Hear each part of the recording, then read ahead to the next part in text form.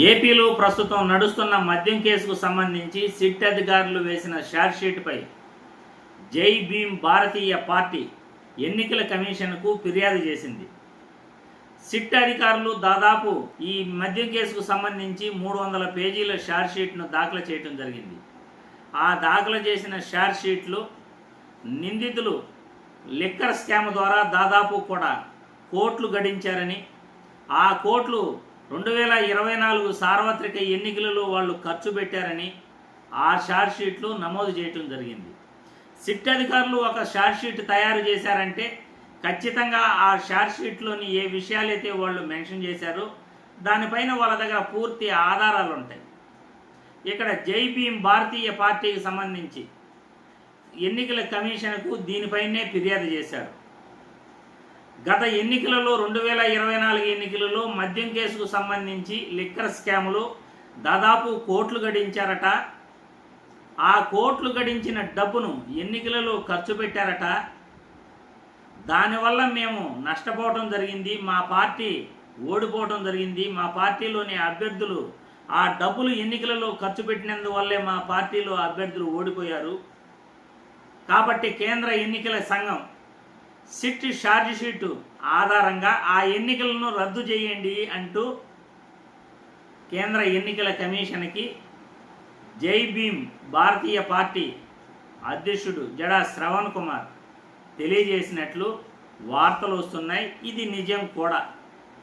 ఇప్పుడు కేంద్ర ఎన్నికల కమిషన్ సిట్ వేసిన ఛార్జ్షీట్పై దానిలో ఉన్న అంశాలపై నిజంగా గత ప్రభుత్వంలో లిక్కర్ స్కామ్ జరిగిందా, జరిగుంటే ఛార్జ్షీట్ తయారు చేసిన ఆ ముడుపులు ఎన్ని కోట్లు గడించారు, అదంతా కూడా ఇప్పుడు సిట్ అధికారులు కేంద్ర ఎన్నికల కమిషన్కు ఇవ్వాల్సి ఉంటుంది. ఎక్కడెక్కడ ఆ ముడుపులు ఖర్చు పెట్టారు, ఏ ఏ నియోజకవర్గాల్లో ఖర్చు పెట్టారు, ఇవన్నీ ఆధారాలు ఖచ్చితంగా కేంద్ర ఎన్నికల కమిషన్కి సిట్ అధికారులు ఇవ్వాల్సి ఉంటుంది. ఒకవేళ ఇదే నిజమైతే లిక్కర్ స్కామ్లో సంపాదించిన డబ్బు ఎన్నికలలో ఖర్చు పెట్టి ఉంటే జై భీమ్ భారతీయ పార్టీ అభ్యర్థులు ఇలా డబ్బులు పంచడం వల్ల వాళ్ళు ఓడిపోయారు అని ఆ పార్టీ ఆరోపిస్తుంది. కాబట్టి ఎన్నికలను ఆంధ్రప్రదేశ్ రాష్ట్రంలో క్యాన్సిల్ చేయాల్సి ఉంటుంది, మళ్ళీ ఎలక్షన్స్ పెట్టాల్సి ఉంటుంది. నిజంగా సిట్ అధికారులు ఇక్కడ ఇరుక్కోవటం జరిగింది. నిందితులు ఎలక్షన్లో డబ్బు ఖర్చు పెట్టారు అని ఛార్జ్షీట్లో ఏదైతే వాళ్ళు చెబుతున్నారో నిజంగా అవి నిజమైతే, సిట్ అధికారులు చెప్పింది నిజమైతే కేంద్ర ఎన్నికల కమిషన్కి కోర్టులకు ఖచ్చితంగా వీళ్ళు ఆధారాలు సబ్మిట్ చేయాల్సి ఉంటుంది. ఈ జై భీమ్ భారతీయ పార్టీ వాళ్ళు కేంద్ర ఎన్నికల కమిషన్కి ఇదే విషయం పైన ఫిర్యాదు చేసి మేము కోర్టుల్లో కూడా వెళ్తాము, న్యాయస్థానాల్లో కూడా సంప్రదిస్తాము, దీనిపైన తక్షణం మీరు స్పందించాలి, మాకు న్యాయం చేయాలి, ఆ ఎన్నికలలో డబ్బు పంచిన దానివల్లే 2024 ఎన్నికలలో డబ్బు పంచిన దానివల్లే మా అభ్యర్థులు ఓడిపోయారు, కాబట్టి ఎన్నికలను క్యాన్సిల్ చేయండి అని జై భీమ్ భారతీయ పార్టీ వాళ్ళు కేంద్ర ఎన్నికల కమిషన్కు కంప్లైంట్ చేశారు. ఇది రేపు న్యాయస్థానాలకు కూడా వెళ్తుంది. సిట్ అధికారులు ఏదైతే గత ప్రభుత్వంలో ముడుపులు తీసుకున్నారనేది అది నిరూపించి తీరాలి. ఒకవేళ నిరూపించలేకపోతే సిట్ అధికారులపై కేసులు పెడతారు. సిట్ అధికారులను ఎవరైతే ప్రోత్సహించారో వాళ్ళ ప్రభుత్వం పైన కేసులు పెడతారు.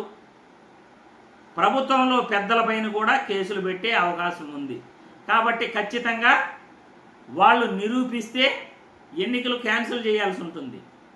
సిట్ అధికారులు నిజంగా ముడుపులు ఎన్నికలలో ఖర్చు పెట్టారు ఆ నిందితులని కానీ తేలితే, లిక్కర్ స్కామ్లో నిందితులు గత సార్వత్రిక ఎన్నికలలో డబ్బు ఖర్చు పెట్టారు, కోట్లల్లో డబ్బు ఖర్చు పెట్టారు అని తేలితే ఖచ్చితంగా ఎన్నికలు క్యాన్సిల్ చేయాలి. ఇప్పుడు సిట్ అధికారులు అటు కాక ఇటు కాక మధ్యలో ఇరుక్కున్నట్లు వాళ్ళు సిట్ అధికారులపై ఈ జై భీమ్ భారతీయ పార్టీ కేసు నమోదు చేయడాన్ని, ఈసీకి ఫిర్యాదు చేయడాన్ని రాష్ట్ర ప్రజలందరూ కూడా తీవ్రంగా చర్చించుకుంటున్నారు. సిట్ అధికారులు వేసిన ఛార్జ్షీట్ నిజమైతే ఎన్నికల కమిషన్ ఎన్నికలు క్యాన్సిల్ చేయాలి. ఎందుకంటే స్వతంత్రంగా పోటీ చేసిన ఎంతోమంది అభ్యర్థులు డబ్బులు పంచడం వల్లే వాళ్ళు ఓడిపోయారు అని ఖచ్చితంగా మాట వస్తుంది. అది నిజం కూడా. ఎన్నికలలో డబ్బు పంచారు కాబట్టి స్వతంత్రంగా నిలబడిన ప్రతి నియోజకవర్గంలో అభ్యర్థులంతా అందరూ ఓడిపోయినట్లే. కాబట్టి సిట్ అధికారులు నిజంగా కేసు ఏదైతే వేశారో, షార్ట్షీట్లో ఏదైతే రాశారో అవి అన్నీ కూడా ఆధారాలు సమర్పించాల్సి ఉంటుంది. ఆధారాలు సమర్పించాలి. ఒకవేళ అది నిజమైతే ఎన్నికలు క్యాన్సిల్ చేయాలి. ఒకవేళ సిట్ అధికారులు ఫాల్స్ కేసు కానీ వేసుంటే, దొంగ కేసు, అక్రమ కేసు కానీ వేసుంటే, ఈ ముడుపులు ఎన్నికలలో ఖర్చు పెట్టారు అనేది కానీ వాళ్ళు తేల్చుకుంటే సిట్ అధికారులు వాళ్ళు అక్రమ కేసు పెట్టినట్లు ఆ నిందితులు సిట్ అధికారుల పైన మళ్ళీ పరువు నష్టం దావా కేసు వేస్తారు. ఇవన్నీ కూడా సిట్ అధికారులు బాగా ఈ కేసులో ఇరుక్కున్నారు. అక్రమ అరెస్టులు చేసి జరగని దాన్ని జరిగినట్లుగా ఛార్జ్షీట్లు నమోదు చేసి ఏదైతే చూపిస్తున్నారో, ఇప్పుడు ఎన్నికల కమిషన్కు న్యాయస్థానాల ముందుకు ఈ యొక్క జై భీమ్ భారతీయ పార్టీ వెళ్ళింది కాబట్టి ఏం జరుగుతుందా అనేది మనం ఎదురు చూడాలి.